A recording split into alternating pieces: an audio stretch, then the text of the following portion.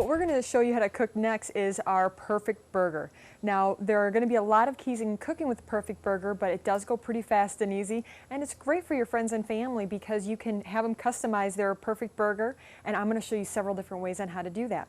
The first thing is getting the right ground beef. Now, this is an 80-20 ground beef, so you do have a little bit of fat in there, so you get all the juiciness from the fat, but it's not too fat to where your burger is going to fall apart. The next thing is making sure that your burger is room temperature. Now, you don't want to leave it out too long, but I would say about 20 minutes or so, and you don't want it to stiffen up, and that's what it's going to do if it's too cold. Now, how I season these burgers is I used, this is 2 pounds of 80-20 burger. I did 2 tablespoons of Lea & Perrins. I did just a little bit of a shake of the kosher salt. I'd say about half a teaspoon or so, and then half a teaspoon of fresh cracked pepper. Now, the first thing I do is ball it up just like this, and we're making some big burgers. So this is about, I'd say about 3 inches in diameter. And you don't want to overwork the meat. That's another key thing, is if you overwork the meat, then your burger's going to fall apart. The next thing that I'm doing here is creating the perfect patty. Is you're just going to press right in the center like I'm doing here. So you almost have like a little well right there. When your burger's put on the grill, it's going to plump right up in the center. So by doing this, it's going to create a flat burger, so when you're topping your burger with your mushrooms and your cheese and all the goodness there, it's not going to just fall off on the sides, and in the center, you have none of your toppings there. So that's it. We have our burgers ready, and I'm going to go ahead and show you one of our next tricks here at NorthlineExpress that's on the grill, getting ready for us. Our grill is heated to 450, and that's going to be the ideal temperature for the perfect burger. Let's go ahead and open that up, and there's the secret right there, is our griddle. Now, griddles come in many different styles and shapes. This griddle we carry at NorthlineExpress.com, and it works so well. It's nice and large, so I can get right around 4 burgers on there, sometimes even 5 or 6, depending on the size. And it has the detachable handle, which you just snip right in there, squeeze, and it comes right off. Now, this is cast iron, and we're going to go ahead and put a little bit of olive oil on there. We don't want a lot on there, but we do want enough to where the burgers aren't going to stick. And let's go ahead and get our burgers on there. Now, that cast iron skillet we had on there as soon as we started the grill. Ooh, you hear that sear? That's exactly what you want to hear when you're putting on the perfect burger on the grill. Oh, I can already smell the seasoning coming out. And we're going to go ahead and put 4 on here because, again, you don't want to overcrowd your meat. You want to make sure you give it enough room to brown.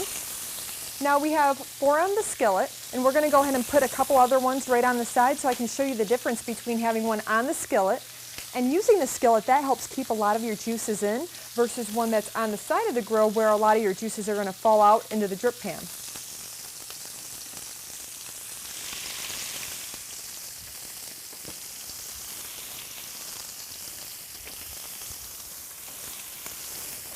Oh, it smells so good.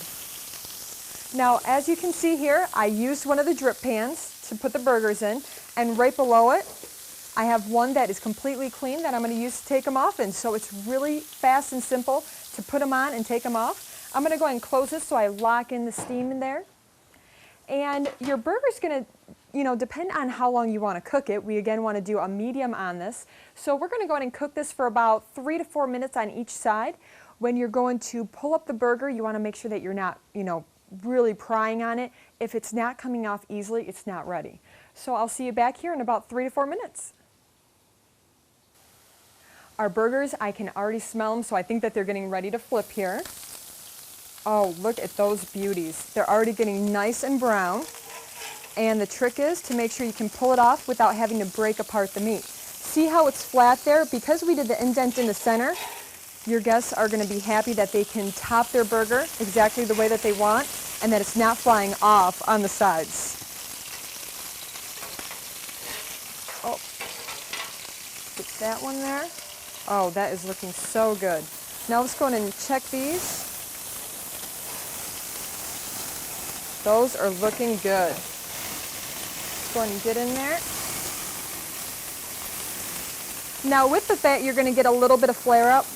That's going to be pretty natural with just about any style grill, but it's not too bad there. Now a great part about having the griddle is you don't have to worry about flare up, and as well you don't have to worry about your burgers falling apart or anything like that. Everything's right on this griddle. It helps keep those juices in, and it gives you the perfect tasting burger.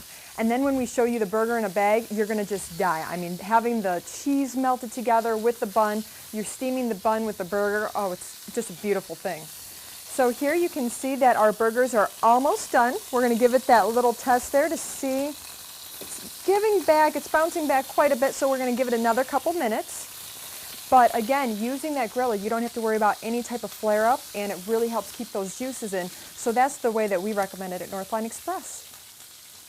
I'm going to show you a couple different ways on how to top your burger. The first way is to do a really nicely melted onion burger. We're going to put one piece of cheese right on top, and this is a sharp cheddar. We're going to put some onions right on top of the burger, and then put the second cheese right on top. Close the lid, and you want to allow that to melt together. That's going to really bring the flavor of the onion into the cheese, into the burger, and then we're going to go in and top that off with our bun. Our burgers are ready. Let's go ahead and start pulling those off the grill. Our onion burger, you can see that cheese is just melted on there beautifully. Go ahead and show you right there. That just looks divine. These burgers just smell so good. And the ones on the griddle, you can really tell are just so juicy. Now, I love the flavor of one on a grill like this one is, but I really find that being on the griddle, it just really adds to that flavor when it's on that griddle. And the juices just keep going right up into the burger. Our grill's off. Now I'm going to go ahead and show you the burger in a bag trick, which is going to help steam your bun and melt your cheese, and it's just absolutely delicious. Let me go ahead and show you the burger in a bag trick. The first part is having a nice bun, and you want a little bit of a larger bun because they're going to be topping it with their favorite fixings. So the first part we're going to do is we got the bun. We're going to, we're going to go ahead and grab our cheese. Put that on our bottom bun.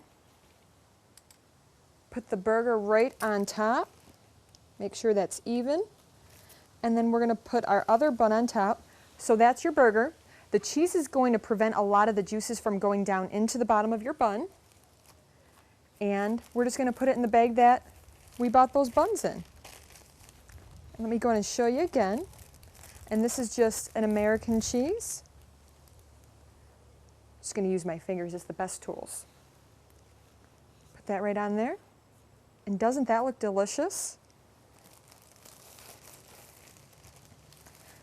And when you're done, we're going to go ahead and do this to all of our burgers, but you're going to twist this up, and you can see already the bag is steaming inside. I'm going to flip that around and let that sit. The great advantage of doing the burger in a bag is going to steam your bun, melt your cheese, and help keep the burgers warm as well. So it's really just going to melt together your burger. Let me go ahead and pull that out and show you a final product. Oh, it's nice and warm, and that cheese is melted. And that is a perfect burger. We're going to go ahead and top this off and enjoy.